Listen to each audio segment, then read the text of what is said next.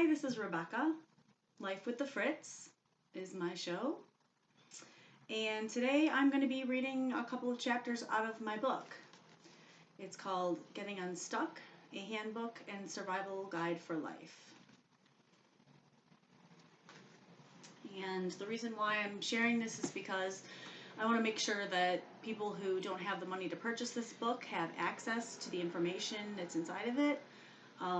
Winter's coming and there's a virus that's going around and people are having problems with money, and that is a recipe for disaster and homelessness, and I just think it's really important to share this information before the snow flies. So I'll start by reading the back, just to give you a basic overview of the book. Have you ever felt like you have the worst luck in the world?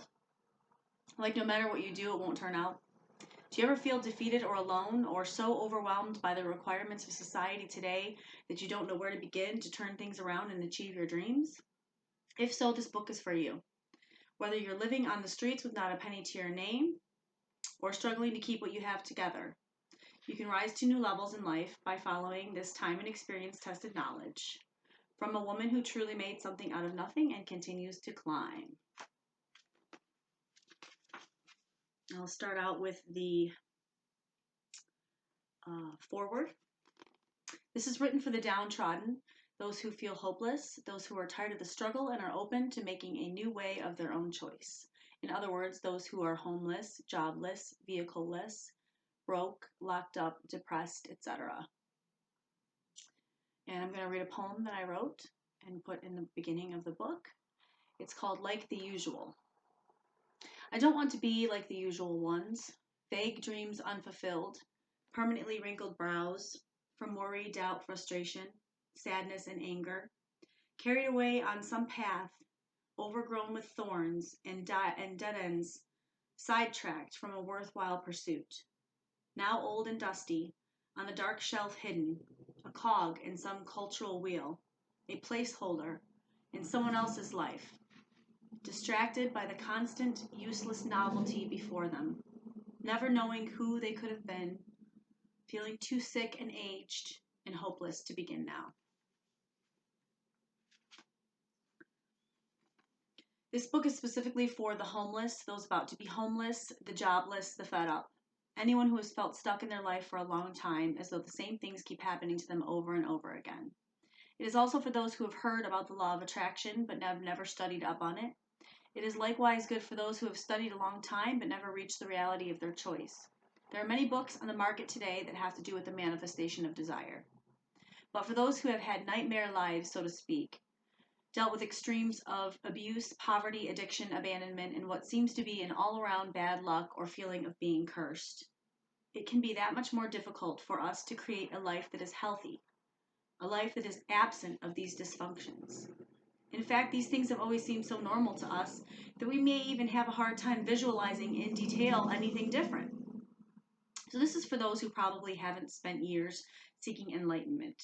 The bum on the corner, the misguided teen in the ghetto, trying to make it out alive, the mom on welfare or being cut from welfare, who has all but given up on ever living the life of her dreams. This is for the drug addict, the alcoholic, the ones who live the street life, the ones who are learning disabled or jailed or depressed. Currently, there are millions of people living near or below the poverty level in the U.S. and in other countries. And homelessness is a huge problem in many states. This is for them. This is for all of my fellow human beings who experience their everyday life as a huge struggle that never ends. The nightmare that you call your life can change.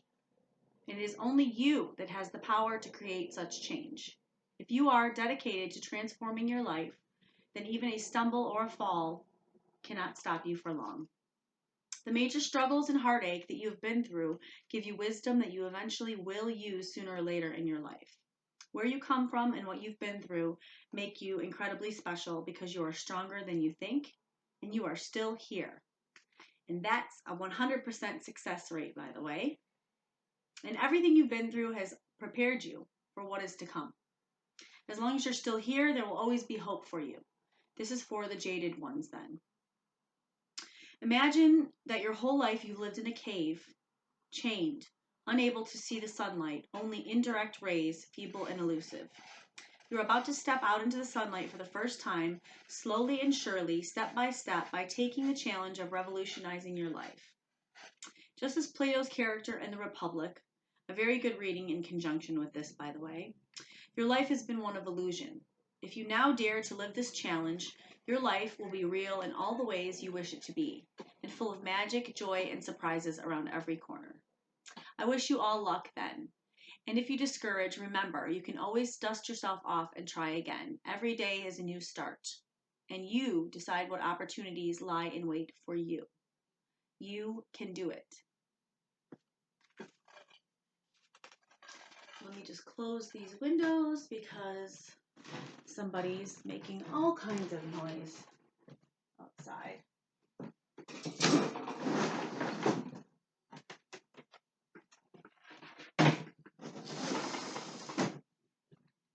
Okay.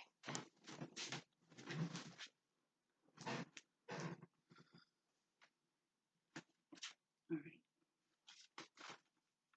Starting from where you are. Whatever position you're currently in, there are certain things you just have to get situated before you can really begin the process of getting unstuck and starting things over. Your situation is going to be unique, just like everyone else's. If you're in a position where you are homeless or if you are jobless, etc., it is important that these things be addressed immediately. Your next course of action depends on which direction you want to go in and what your particular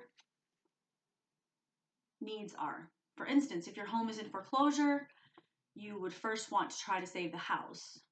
And if that isn't an option, consider your other options, such as getting an apartment, renting a house, living in your vehicle, buying a motorhome, pitching a tent, going to a shelter, or staying at a relative's house.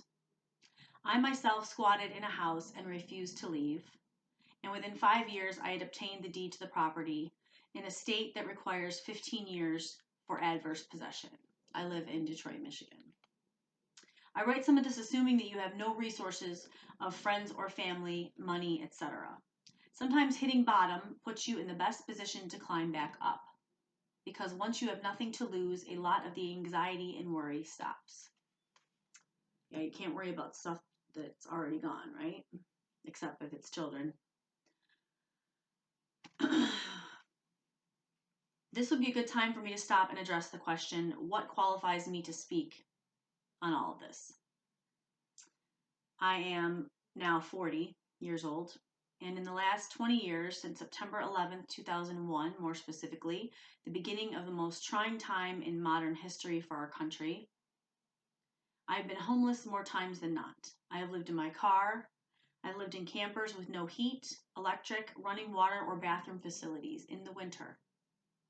I lived in a basement storage area of an apartment building I was evicted from. Lived in the woods, in trailers with wood pellet stoves. Lost a home due to foreclosure at 17 after my mom died. Have lived with friends and relatives. Have stayed in places knowing the person didn't really want me there. That sucks. Stayed in shelters and have pretty much been everything except for a bag lady since I hit the streets at 21. After leaving my first abusive relationship and ending up in 3 subsequent abusive relationships, because apparently I have a sign on my head that says, fuck me over. That's another story. I'll look for an upcoming book on that, as I will be getting into the meat of domestic violence relationships and the dynamics of them and how we can resolve or end them or prevent getting into them to begin with, because I've learned a lot over the years about that. I've been in countless situations where my survival was the top concern, where there was literally nowhere else to go but up, where I lost everything I ever owned and had to start over time after time, just from one little thing going wrong. Your vehicle breaks down, you lose your job, you lose your place to live. I mean, it all can happen so fast. Through all of it, I had family members steal from me, People who I thought were real friends refused to open their door to me, although I was homeless in sub-zero weather. And I went to jail several times due to traffic tickets, causing me to lose my license and put me in positions where I was driving without my license, living in my car with expired plates and no insurance, parked at the local 24-hour store, a Myers, so that I could use the bathroom when I needed to.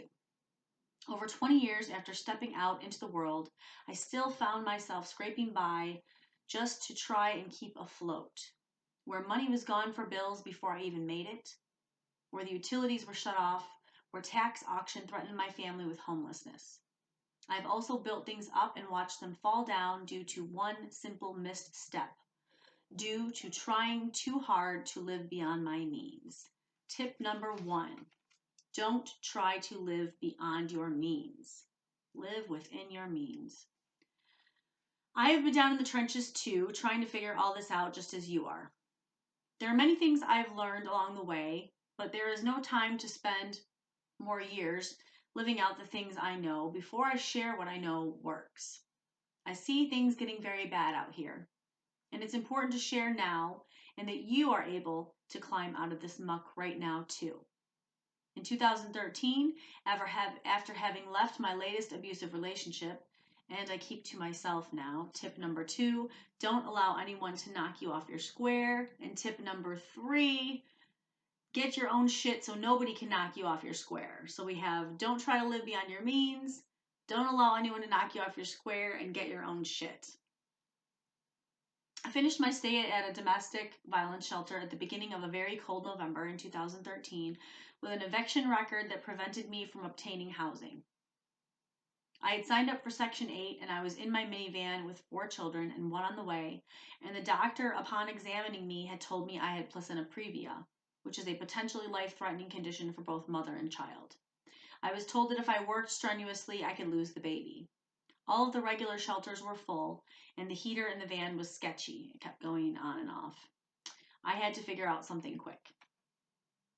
So I began looking at abandoned houses in the city. I came up with a list of criteria that I would need in a house in order to ensure the survival of my children.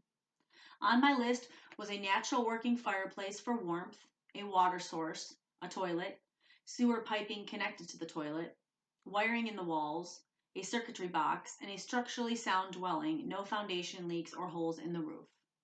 Having become an activist in Detroit after the Occupy movement began in 2011, I was familiar with the housing situation in the city and knew how to look up properties through both Zillow and the Treasury website. And I decided that if I was going to go in a house, I was going to take it over, occupy it. So I made sure that I looked at abandoned properties that had at least 5 bedrooms, one for each of my children and I. I made myself some ground rules when it came to house hunting. First of all, I would only go into a property that was wide open, so that way there was no issue of breaking and entering and no worry about neighbors hearing me. Second, I would only go in them at night. Third, if all my criteria were not met, I would not proceed with the property, but instead cross it out and move on. I went through over 20 houses before I found the one I knew I would be taking over. It was perfect. It fit all criteria and in addition had a fenced yard and garage which would contribute to the safety of my children. It also was located on the corner across from an elementary school, which was important because I had no license and I anticipated that I'd be stopped sooner or later for driving unsuspended. I entered the house, looked through it, saw there was a split staircase and a balcony, and that the house had a ton of potential. Then I brought the children in and proceeded to create warmth for us. There had been a crackhead living there at one point, and when I say crackhead, it is not to belittle anyone or offend anyone. I've had a lot of experience with people who use that drug and abuse that drug, and crackhead, the use of the term crackhead is accurate. There's a reason why they're called that. And I also wanted to say that anyone at any point in time can choose, if they are a crackhead, to not be one, and they can turn their lives around. And I know this because my father was on that for 30 years, and he's now 7 months clean. So, miracles can happen. People can change. Okay, there had been a crackhead living there at one point, and there was paraphernalia scattered. The iron bathtub was shattered in pieces, and I realized he had been scrapping the property while staying there. In fact, he had been hitting up a lot of properties in the area. The house was full of brass doorknobs, keys, VCRs, and TVs that had been gutted for their metal, etc. It looked like he had tried to start a fire in the fireplace but didn't know what he was doing. And he almost set the house on fire because of it. It turned out that the damper was rusted shut, and he had almost burned the house down trying to start a fire with the damper shut. I pulled out the kindling he had in there, put my legs up in the fireplace, and kicked the damper open with my boot, wedging it open permanently with a metal paint scraper. I built a fire and found blankets to cordon off the living room. I gathered wood to last for days and covered the windows for privacy. I was extremely strategic about how I went about taking the house. I risked arrest or death if I didn't go about it right. After getting us warm, I immediately went out and bought new locks for the doors. I called the post office and requested that they send mail so that I could establish residency within the next week, and then I went about getting a meter box and pole for the outside so that I could get electricity hooked up. I had a friend of mine who I knew was a scrapper get me a meter box and pole, and together we installed it on the outside of the house. I hooked up the ground wire to the water in pipe, which incidentally had been scrapped, and the water was running across the floor to the drain, drizzling. I went and bought an industrial hose and spigot and attached them to the pipe. I had the electric turned on by having St. Vincent de Paul cover the deposit. I cleaned old, dry turds out of the toilets and got an extension cord that I ran up from the basement and hooked a plug-in double burner to it and filled a large soup pot with water from the hose and began cleaning the house, my stomach growing and growing as my pregnancy advanced. I look back not knowing how I was able to push my body that way in order to achieve what I did, but I was concerned about the safety of my children and I was nesting, so it figures. Since the tub was broken, I had to create a shower. I took a plastic tote and hooked it to the rafters in the basement, ran a siphon with a hose from the soup pot on the stove with hot water to the tote. I poked holes in the bottom side of the tote and put a kiddie pool underneath it and hung a shower curtain. For 3 years we bathed that way, and let me tell you, I could take a hot ass shower for half an hour with that hookup. I kind of miss it. So we got situated in the house, and by the time July rolled around, we were well settled in and feeling safe and hopeful. On July 4th at 4 a.m., I awoke to my water breaking. I woke up my children, tried calling a list of people, none of whom answered because it was so early, and then proceeded to drive my children to my dad's and then drove myself to the hospital downtown to give birth, with my eldest daughter helping me steer through the contractions. I named my newborn Honesty, and it was honestly a miracle that she was born. I could not have made it through without squatting in the abando and making it my own. My struggle to obtain the deed is another story, which I will cover in an upcoming book. But I will say this, if you're in a situation where you or those you love could die in the freezing cold or due to other extenuating circumstances, exigent circumstances, please do not hesitate to do what needs to be done to ensure your survival or that of your children. There is no shame in doing what I have done or similar when there are 20 empty houses for every homeless person. I think it's actually more than that. I think it's closer to like 50 empty houses for each person. Our country is going through a serious crisis. When we are cornered and there's nowhere to turn, we need to have faith in and turn to ourselves. I was literally digging through piles of garbage to start my life over from scratch. When I left my abuser, he trashed everything and sold off the appliances. Strangely enough, it was this bottom that gave me the courage to go forward with this wild idea of taking over a house, and without the usual guilt that would accompany such a thing. No one obtains houses in this way.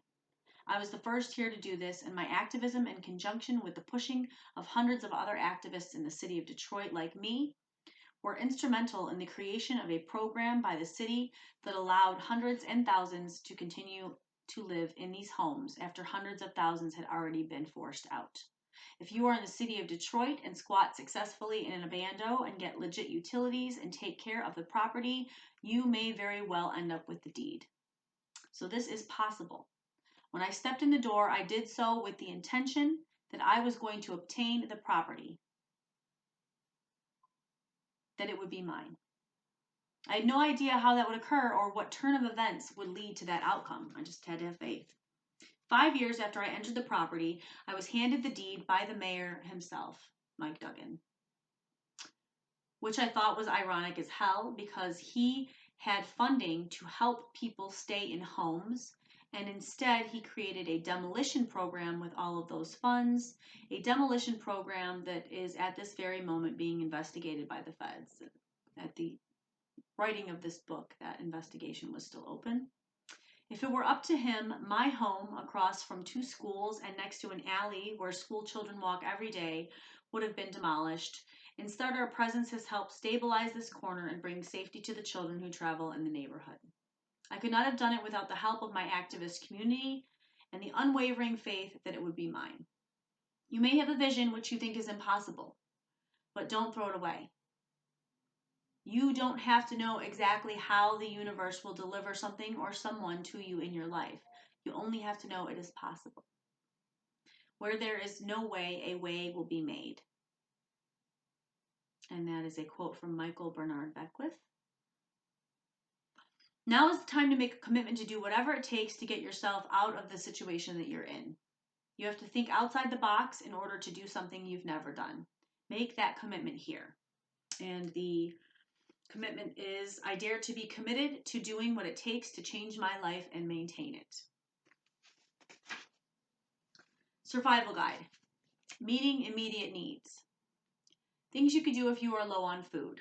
1, go to churches and soup kitchens. And it's really hard actually to starve in the city of Detroit because there are so many resources for food. There's soup kitchens, there's food pantries. They have a Salvation Army trucks that go around and give people lunches, so on and so forth. 2, eat off the land, wild edibles. Dandelions. Queen Anne's lace is edible. Berries, fruits. There's all kinds of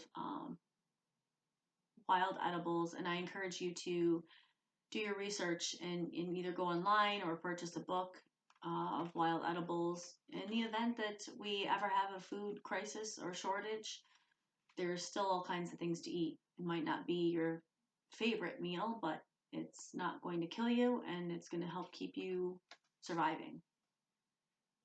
3, eat out of dumpsters. Dumpster diving isn't pretty, but oftentimes the rewards are high quality food that has not yet spoiled, especially in the wintertime because as soon as they put it outside, it freezes. Behind restaurants, grocery stores, bread shops, etc. 4, grow your own food and hunt local animals or keep livestock. And I currently have not only my own personal garden with veggies in it, but a community garden that spans the entire length of my house in the alley so that other people who are having food shortage problems can pick things and be sustaining themselves. Options if they have turned off both gas and electric. 1, remember first of all that it is always warmer inside than out, even if there's no utilities. 2, have lots of candles with metal trays or aluminum foil underneath them to prevent fire. Tea candles from IKEA work wonderfully. IKEA happens to have 100 candles for less than $5. So that's really, really great deal. Have lots of convenience foods. That's number 3. Number 4, if the water's still running, you can use the toilet and bathe with cold water. 5, get a propane heater. 6, purchase a generator. 7, have lots of heavy blankets if it's winter. Options if they turn off gas only. 1, buy microwavable meals. 2, use electric heaters. Not efficient but work in an emergency. Always alternate them to give each a rest and prevent fire. 3, get an electric teapot to heat up water for soups, coffee, bathing, etc. Make sure extension cords are high voltage and in good shape. Options if they turn off electric only. Gas furnaces, stoves, and hot water tanks are still useful if they don't have electric ignitions. That's 1. 2, laundry can be washed by hand in the tub and hung to dry. 3, purchase candles for additional heat and light at night. Options if you are jobless or if benefits have been cut. 1, get on Craigslist if you have internet access and put up ads for work experience or offer a service. I think now you do have to you do have to be able to purchase your ad. Craigslist used to be free, but not anymore. Excuse me. Check into donating plasma. 3, put up flyers for odd jobs. 4, put in applications at places even if they aren't hiring. By law, they have to hold on to your application for a number of days. 5, be persistent. The squeaky wheel gets the grease. 6, be creative. Think of new jobs you could do, businesses you could start with who you know, skills or talents you have, ideas that won't go away, and any lucrative endeavor that doesn't require much overhead. 7, if you're very brave, you can go door to door, explaining your situation and asking people if you can help them in any way. This can be difficult, but there are some really nice people out there if you seek them out. Be sure not to go up to houses with no soliciting signs, or, that could be a ticket or an arrest. Options if you are homeless. 1, friends and relatives are obvious, but you've got to swallow your pride and decide if it's worth it to go this route. 2, without the resource of friends or relatives, the next place is shelters, but they often have waiting lists or requirements. 3, there are abandoned, foreclosed, unoccupied rental real estate properties, and with today's squatters' laws after the housing market crash, many people just safely gain access and have mail sent there in order to establish residency, at which point they must be evicted, which buys time and can create opportunity. Sometimes the owners will negotiate and allow you to stay, and sometimes the city or county will negotiate to allow you to stay, as in my case. 4, live in the woods, preferably near water so you can wash up and fish. Living in the woods can be hard, but it can be done. You can make a tent out of all kinds of things: plastic sheeting, Tyvek sheeting, canvas, plastic bags, etc. Find an old pan and a metal grate, know how to make a fire, and you are set. 5, travel to a tent city. These are popping up all over the place. 6, purchase a motor home, running or not. It gives you shelter, oftentimes transportation, a bed, and appliances, a real space to call your own. Make sure you can plate and insure it though, or the nearest prick of a cop can easily have it impounded. 7, abandoned warehouses, schools, factories, etc. These are properties which often have kitchens and bathrooms built in and where larger groups of people could easily congregate. If it's you and a group of people, you might want to take over a building. 8, live in your car if you have one. Find access to lots of 24-hour stores, public places like libraries, malls, etc. 9, you can put your belongings in storage, but it must be affordable for you. Otherwise, you will end up further losing, which can be a painful lesson in letting go. I understand that for many, you don't want to have to consider these options. It's a very far cry from a real place of your own. What you have to realize is that the housing crash wasn't some strange thing that happened. It was perpetrated on the American public on purpose, just like rising gas prices, September 11th, the Patriot Act. And they, the rich elite, are purposely and systematically screwing over the people who live with the most struggle every day as it is, pressing them to the point of extreme poverty and desperation. Watch for what will come next. And this was written in 2009, published in 2019. It was written in 2017-18 was when I finished my manuscript. Watch for what will come next. Will it be a food shortage, a lethal virus, mass arrests of protesters, martial law? What a premonition. Martial law. Look up martial law, by the way, if you don't know what it is. There is no reason to feel bad about your situation or the things you are being forced to do in order to survive. And there is no reason to feel ashamed. Regardless of the trap that you feel you are in, there is hope. And you do have options. Remember that. Plus, you can use other tactics to be introduced shortly that will help you take steps much further to help you get out of this for good. The worst I ever had it was living in the woods with only a food stamp card for food, using a sheet of painter's plastic strung over a branch for a tent, with an old pan I found in the woods and some aluminum foil to line it with, crapping under trees and using leaves that looked safe to wipe my ass. Only one blanket, coat for a pillow, bathing in a nearby polluted lake near a freeway, cooking my own food over an open fire. I had not a penny to my name nor anyone to help me out, and yet I survived.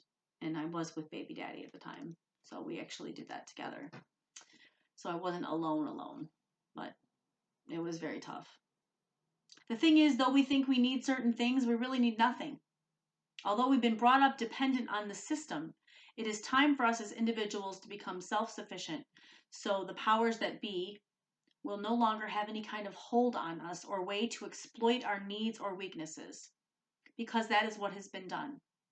We poor little people have been tricked, exploited, and literally left for dead by government agencies that are supposed to be protecting us via our tax dollars, energy companies, or our own flesh and blood, the courts, by society in general.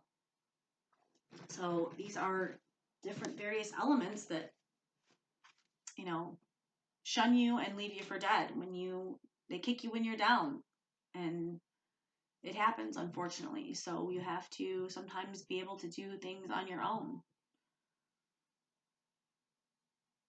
The very definition of patriotism is now in question in our country, and its very definition is changing and will continue to change as we, the people, stand up and do something about the way things are. That's just the way it is. No, it's not just the way it is, and it can change, and it needs to change, and it is changing, and it will continue to change because of people like you and I who are willing to push for changes. Read and understand your Constitution and Bill of Rights. Stand up for what you believe in. We are the new patriots. We are all rugged individualists now. Your limits depend only on the level of risk you are willing to take. Just know this, what goes around comes around. So if you're putting out something you would consider to be bad if it was done to you, then you can expect something similar to screw up your world in some way down the line. Always weigh your risks. Okay, I'm going to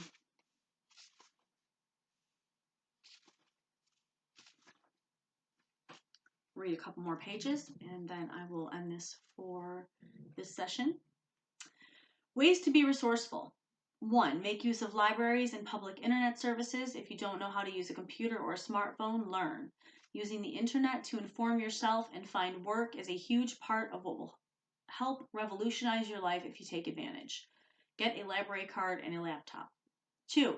Make use of 24-hour stores with public bathrooms, malls, coffee houses, public access to electrical plugs, bathrooms, parks, community centers, malls, Wi-Fi spots, etc. for phones and computers, 24-hour restaurants, public parks, etc.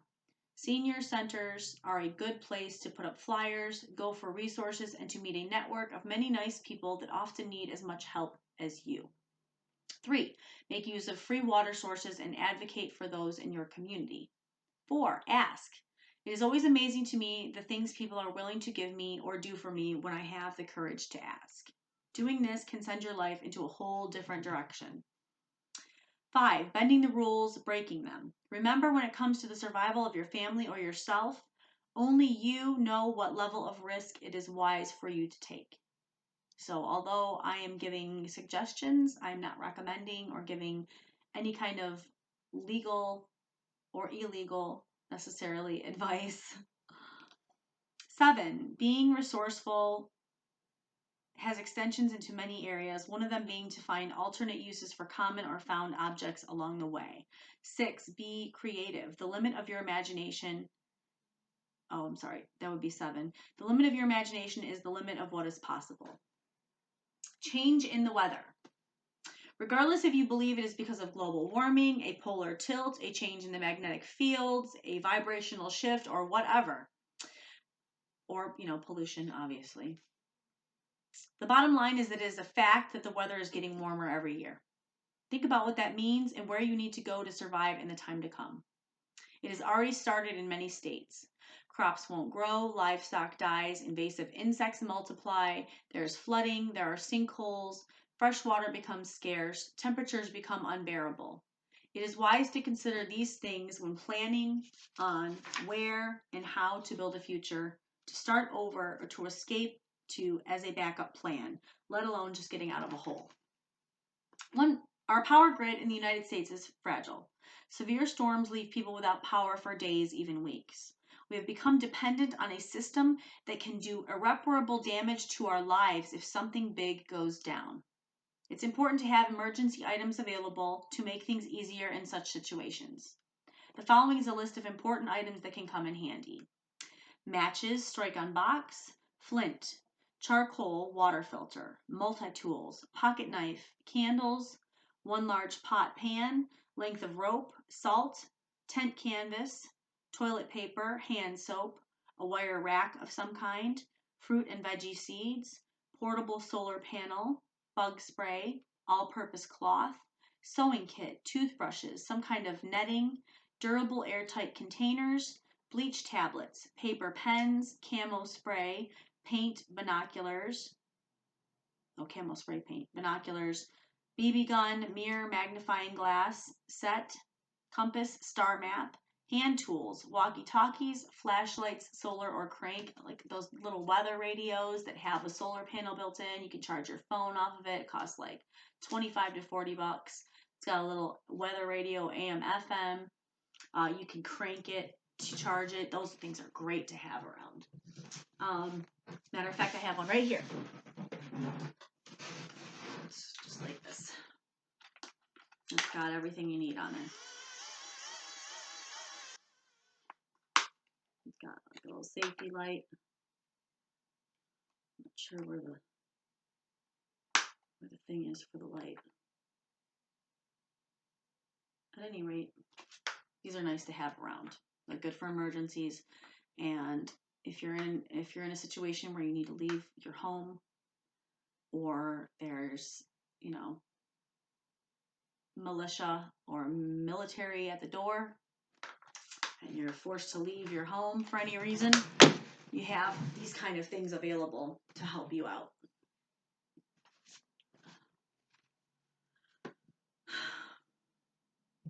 Ultimately, it's important to have a source of iodine, which protects you from radiation, whether from a nuclear accident or our own sun. There are a lot of reactors all over the country and the world, and Fukushima is just the latest example of that. It is still pumping radioactive waste into the ocean. Our Earth's magnetic field is also weakening, which means a greater level of radiation is coming through our atmosphere that we are exposed to, whether we can tell or not. Rates of cancer are rising. Although it's easier to ignore and pretend it's all okay, it's the ostrich in the sand, and eventually it will catch up.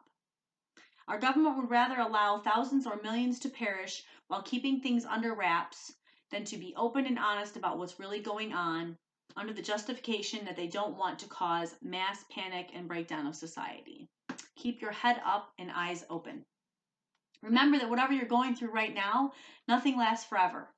A good mantra is "this too shall pass," which I got from Baby Daddy in his wisdom.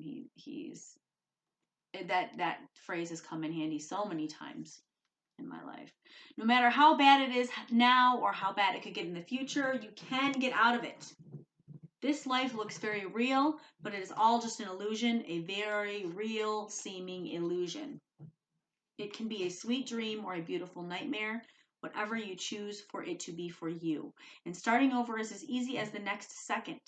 Put some different stuff out there and see what awesome things come back around. Alternative energy. With it seeming as though regular energy prices will just continue to skyrocket, whether it be natural gas, fuel oil, gasoline, propane, or electricity, which uses fossil fuels to harness energy, maybe it is time to consider some other options that are better for everyone and the earth as well. Reading.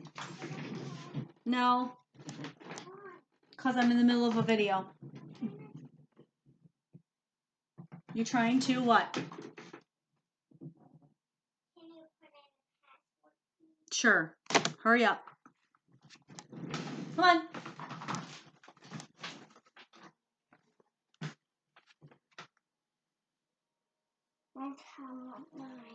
There you go. Close the door, please. Thank you.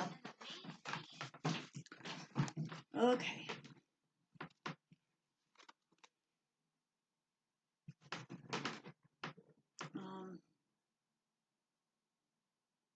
Maybe it is time to consider some other options that are better for everyone and the earth as well. The way in which the rich have stayed rich and kept the masses down is by having control over all aspects of energy and knowledge as well. All of these are forms of fuel. They think that they have a monopoly on energy and they charge whatever they want, whenever they want, and sit back rolling in the dough while we continually suffer. It is no longer necessary for people to be held hostage by any kind of energy company, by any form of corporate greed. Those in power want us to think we have to fight for energy, to struggle to get energy, when energy is everywhere, all the time, all around us for the taking. It is in the air, literally in the air. Following is a list of ways that you can limit your use of fossil fuels and keep the power where it belongs, with you. DC Energy, know your own power. Well, this is actually knowing your own power right here. As a bonus, if you can find a way to create enough energy, they will pay you for it. 1. Solar energy. Solar panels are awesome and good for the environment. Many kinds are available today and they are going down in price every day. I priced a solar panel online to outfit a motorhome and it would run all appliances on it at a price of $150 plus shipping. Not too shabby.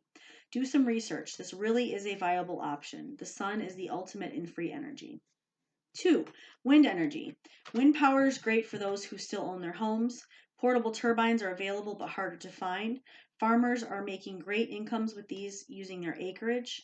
They even have wind collectors without turbines for those concerned about birds. Smaller wind turbines can be created or purchased for use with small appliances and phones, etc. So say you want to start running your home on wind power and you only can afford $200 for a turbine. That $200 turbine that you buy, the small one, might run one appliance. And then once you have the money to be able to purchase more, you can add on to that. So it is possible to do. It's very outside of the box. And most people would say that me telling you this is nuts, but it can be done. 3. Wood burning stove fireplace. Not the most earth-friendly way to heat a home, but it most certainly can be cheaper than most other forms and serves as a dependable backup for utilities. Get your wood for free off the forest floor or find sources in the city. I myself collect wood from the alleys around me in Detroit to feed my fireplace in the winter. It supplements my heating costs, and the utility company often cuts trees in the alleys and leaves the logs and branches to season and be collected. A lot of people are going back to this after their utilities have been shut off due to ridiculously high bills from these companies. A great way to keep from paying them. 4. Gasoline powered or electric powered bikes. Now I'm talking an actual bicycle here, not a moped. Keep the pedals on a bicycle and the speed below 25 miles per hour, and you can get anywhere you need to go even without a driver's license during the warm months by adding a small motor onto it. Even better is the fact that you can make it around 100 miles to the gallon, which is great. Everyone drives around these huge vehicles by themselves and wastes money when they could go solo on a bike that affords them a whole lot more freedom when they are traveling light. Check out the Stinger model online, which is a gas-powered engine. Electric bikes cost more but are more environmentally friendly and require less upkeep than gas-powered. 5. Candles. This may not seem like an alternative energy source, but if the energy company has turned your power off, candles can give you quite a bit of both light and heat energy, and in a freezing room, even 10 degrees can make the difference between life and death. It is imperative that you take safety precautions, however, because it's a source of open flame. Tea candles can be left burning while you sleep and are recommended. 6. Lithium batteries, marine cycle batteries.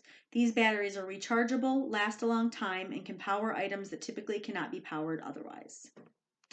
Down to business. Once you have figured out what direction you plan to take when it comes to shelter, food, transportation, etc., which is the mode they always try to keep you in so you don't get to other important things in life, then you can direct your focus to the next concern at hand, which is to flush out the bad luck or bad vibes that have been causing you grief and to begin to take action.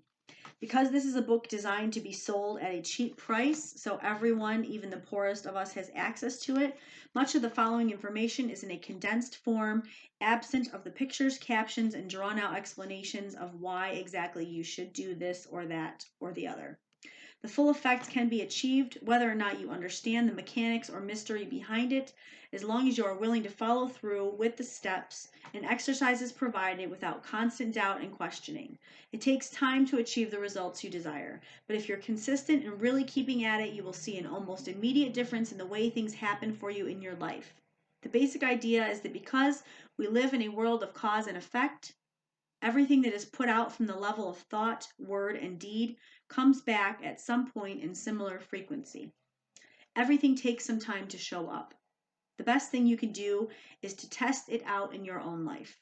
Come up with some ideas that you are personally comfortable with. Make all of it truly yours because it is your life, all about you. We cannot create great things while living in fear. The demands of our society, as well as our own personal histories of struggle and trauma, have us in a perpetual state of fight or flight, and no one can be their optimal selves in that state on a regular basis. When we are living always worried about our survival needs, our brain literally shuts down into survival mode. This is called reptilian brain taking over, and it is a scientific fact. This is real and can be researched. Higher brain function ceases when we are feeling trapped, stuck, worried, or in danger. We are also always giving off vibrations that go out into the ether and bring back the same. The universe is like a giant copy machine. It is of no use to live in a mode of paralyzation, but it sure does benefit those who wish to exploit us. They feed off of this fear energy, and it is not at all conducive to our long-term survival. So there are some very real, important reasons why we need to get off the fear treadmill. The greatest of which is that we will never be able to bring the desires of our hearts into reality while steeped in this emotion. We need to be coming from a place of love, of hope, and of optimism. And then, as good things come into our lives, we can feel the magnitude of those vibrations and keep the good cycle going. So this is similar to a trench that has been dug for years of our life that we are stuck in. Our brains have literally formed neural pathways that make this negativity a habit. It's like trying to get onto another track, but you keep slipping into the old one. So it is important to be bringing new information and energy into the equation if we truly want our lives to change. Here is a good time to make another pact with the self.